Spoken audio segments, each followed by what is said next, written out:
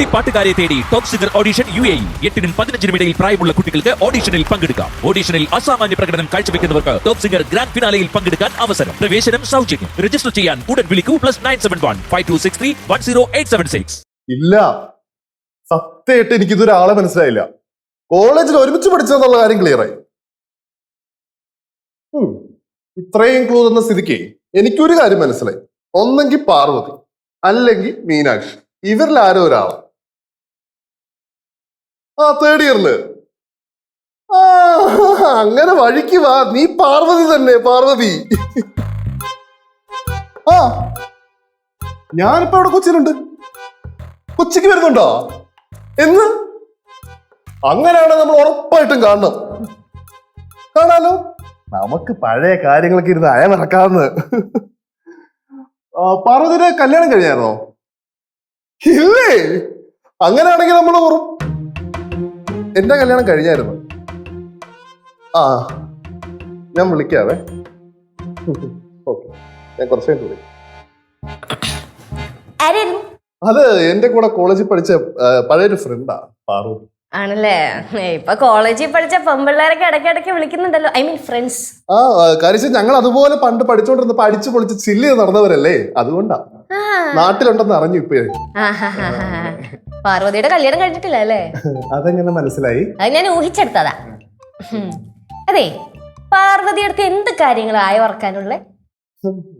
പഴയ കാര്യങ്ങളൊക്കെ അയവർത്ത കൊള്ളാവുന്നുണ്ട്, പക്ഷെ ഇനിയിപ്പോ അയവർക്കണമെന്നില്ല. എന്ത് പഴയ കാര്യങ്ങള്? പഴയ ഒന്നുമില്ലടി, ഒന്നുമില്ല. അപ്പൊ ഞാൻ അറിയാത്ത കുറെ കാര്യങ്ങളുണ്ട്. ലച്ചൂസ് അറിയാത്ത എന്ത് കാര്യങ്ങൾ എനിക്കുള്ള? എന്നാലേ മോന് സമയം കിട്ടുമ്പോഴേ പഴയ കഥകളൊക്കെ ചേച്ചിക്ക് പറഞ്ഞു തരണം കേട്ടോ. ഞാൻ ഒരു ദിവസം ഇരുന്ന് എല്ലാം പറഞ്ഞു തരാം കേട്ടോ. എന്ത് കഥയാ? അല്ല, കോളേജില് ചെത്തി നടന്ന കഥകളൊക്കെ. ഓ, നിറയെ സമയമുണ്ടല്ലോ, ഇരുന്ന് കേക്കണം. ഇപ്പഴേ സിദ്ധുവിന്റെ ഒരു കൂട്ടുകാരെ വിളിച്ചായിരുന്നു. പാർവതി കല്യാണം കഴിഞ്ഞിട്ടില്ല. കല്യാണം കഴിച്ചില്ല? ഓ, നൈസ് നെയിം. ലച്ചു, ഞാൻ ഈവനിങ് പുറത്തു പോകുന്നുണ്ട്, നീ വരണോ? ഞാൻ വരാം. നീ വരുന്നോ? ഓ, ഞാൻ വരുന്നില്ല. ഓ, പാർവതിയുടെ അടുത്ത് ആയ വറക്കണോല്ലേ കല്യാണം കഴിയാത്ത കുട്ടി. ഞാൻ വരുന്നുണ്ട്, നമ്മൾ അടിച്ചു പൊളിക്കല്ലേ. നീ വരണ്ടേ? ഞാൻ വരാന്ന്. വരണ്ട, കുഴപ്പമില്ല.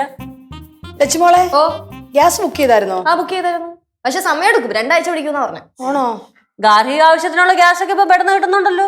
കൊമേഴ്ഷ്യൽ പർപ്പസിനുള്ളവർക്കാണ് ബുദ്ധിമുട്ടെന്നാണ് ഞാൻ കേട്ടത്. അല്ല, എന്തായാലും ഗ്യാസ് ഒക്കെ ഇനി കുറച്ച് ഉപയോഗിച്ചാൽ മതി കേട്ടോ. അതിനിപ്പോ ആരും ആവശ്യമില്ലാതെ ഉപയോഗിക്കണം, ആവശ്യത്തിനല്ലേ എല്ലാവരും ഉപയോഗിക്കണുള്ളൂ. അയ്യോ, ആരും ഉപയോഗിക്കുന്നില്ലയോ? ആവശ്യമില്ലാതെ എപ്പോഴും കട്ടൻ ചായടിയില്ലേ, വെള്ളം തിളപ്പീരെ, പിന്നെ രണ്ടുപേർക്ക് ഇവിടെ പാചക പരീക്ഷണങ്ങളൊക്കെ ഉണ്ടല്ലോ, അതൊന്നും ഇനി വേണ്ട. இந்த யுத்தம் வந்து சீக்கிரம் முடிஞ்சா போதும்ல. അതുപോലെ അമ്മമ്മ, ക്രൂഡ് ഓയിലിനും വല്ലാണ്ട് വില കൂടുന്നാ കേട്ടെ. ഈ പ്രതിസന്ധിയൊക്കെ നമ്മളെല്ലാരും സഹിച്ചേ പറ്റത്തുള്ളൂ. എന്തായാലും ഞാൻ ചില കാര്യങ്ങളൊക്കെ ആലോചിക്കുന്നുണ്ട്. എന്ത് കാര്യം? അതെ, ഇനി നമ്മൾ അത്യാവശ്യ കാര്യങ്ങളൊക്കെ പാചകം ചെയ്യുന്നത് പുറത്ത് വെച്ച് വിറകടുപ്പിലായിരിക്കും. എന്തോ നോക്കി പഠിപ്പിക്കുന്നേ? ആയിക്കോട്ടെ, അങ്ങനെ ചെയ്താ മതി. ഗ്യാസ് ഒക്കെ കുറച്ച് ഉപയോഗിച്ചാ മതി. ആയിക്കോട്ടെ, മതി.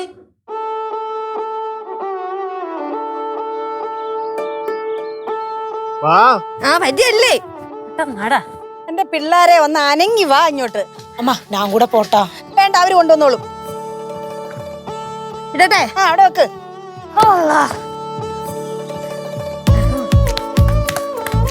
എന്റെ അമ്മൂമ്മ ഇതിന്റെ ഒക്കെ വല്ല ആവശ്യമുണ്ടോ? നാട്ടുകാരുണ്ടോ എന്ത് വിചാരിക്കും? എന്ത് വിചാരിക്കാനാ? അടുപ്പ് കൂട്ടുവാന്ന് വിചാരിക്കും. ഈ ഗ്യാസ് ഒക്കെ എന്നാ ഉണ്ടായേ? പണ്ടൊക്കെ അടുപ്പ് കൂട്ടി തന്നെയാ പാചകം ചെയ്തോണ്ടിരുന്നേ. அம்மா இதெல்லாம் நம்ம அப்புறம் பேசலாம், இப்ப நம்ம முதல்ல அடுப்பு கூட்டலாம். അതൊക്കെ പിള്ളേർ കൂട്ടിക്കോളൂ, അവർക്കറിയാം കൂട്ടാന്. അമ്മമ്മ, ഉൾപ്പളത്തെ എന്റെ വീടിന്റെ ബാക്കില് ഒരു കിടിലൻ അടുപ്പുണ്ട്. ഇപ്പോഴേ ഹോട്ടലിലൊക്കെ വിറക് വെച്ചാ പാചകം ചെയ്യുന്നതാ കേട്ടെ. விறகடுப்புல சமைக்கிற சாப்பாடு ரொம்ப ருசியா இருக்கும். അക്കാര്യത്തിൽ സംശയമില്ല. അടുപ്പി വെച്ച് പാചകം ചെയ്യുന്നതിന് എന്തൊരു സ്വാദാന്നറിയാവോ? അതൊക്കെ സമ്മതിച്ച്. ആവശ്യത്തിൽ ഇപ്പൊ ഭക്ഷണം ഉണ്ടാക്കി വെച്ചിട്ടില്ലേ, പിന്നെ എന്തിനാ ഇന്ന് ഇത് കത്തിക്കണേ? ഇത് ഇന്നത്തേക്കിനല്ല, നാളത്തേക്കിന് ഇതെല്ലാം സെറ്റാക്കി വെക്കുവാ. നാളത്തേക്കാണോ? എന്റെ പൊന്നമ്മ എന്ന പുറകിലും എല്ലാം ചെയ്താ പോരെ. അതെ, എന്തിനാണ് ഈ ഉമ്മർത്തോണ്ടേ അടുപ്പ് കൂട്ടണത്? നമ്മൾ മറ്റുള്ളവരിൽ നിന്ന് വ്യത്യസ്തരല്ലയോ? നമ്മൾ ചെയ്യുന്ന കണ്ടിട്ട് മറ്റുള്ളവർക്ക് പ്രചോദനമാവണം, മറ്റുള്ളവരൊക്കെ ഒന്ന് കാണട്ടെ. അപ്പൊ നാളെ മുതൽ ഇവിടെ വെച്ചിട്ടാ പാചകം? അത്യാവശ്യം നാളെ മുതൽ ഇവിടെ വെച്ച എല്ലാം പാചകം ചെയ്യുന്നത്.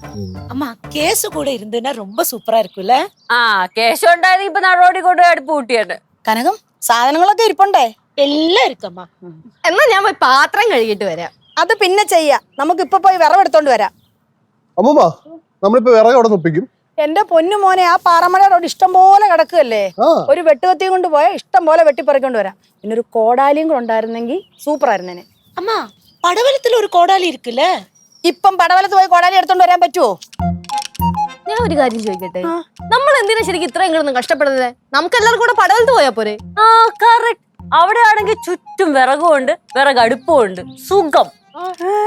അവിടെ വെച്ച് പാചകം ചെയ്താലേ ഇവിടെ വെച്ച് പാചകം ചെയ്യുന്നതിന്റെ ഒരു സുഖം കിട്ടുവോ? സുഖം ഭക്ഷണം കഴിച്ചാ പോരെ. അത് പറ്റത്തില്ല. നമുക്ക് ഇവിടെ വെച്ച് തന്നെ ഉണ്ടാക്കണം. ആ, എന്താണേലും അമ്മൂമ്മയുടെ ഓരോരോ ആഗ്രഹങ്ങളല്ലേ. വാ, നമുക്ക് പോയി വിറക് ശേഖരിക്കാം. വാ നടക്ക്, ബാ വന്നില്ലേ? ആ പോ, അങ്ങോട്ട് പോ. വാ.